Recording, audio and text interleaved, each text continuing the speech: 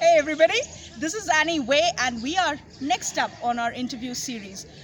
How do you get your recruiter to like you?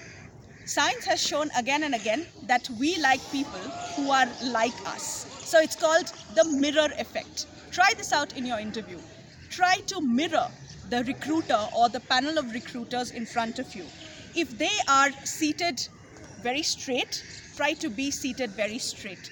If they are leaning onto the table, you also try and lean in onto the table.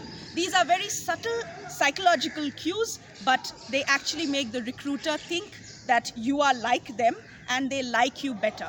Another trick that works in mirroring is having questions for the recruiter, doing some research beforehand maybe, and find out common interests. If you both are in a common group, if you both have the same kind of professional interests, if you have read a LinkedIn post or an article by the recruiter, if you are hold it from the same birthplace as well, that works too. If the same school, same college, all of these things are great things to take up with a recruiter in the course of a pre-interview session or post-interview session. It doesn't matter how, but let the recruiter believe in some way that you are similar to them in some points. So mirror them without being fake, and this is going to work in your favor.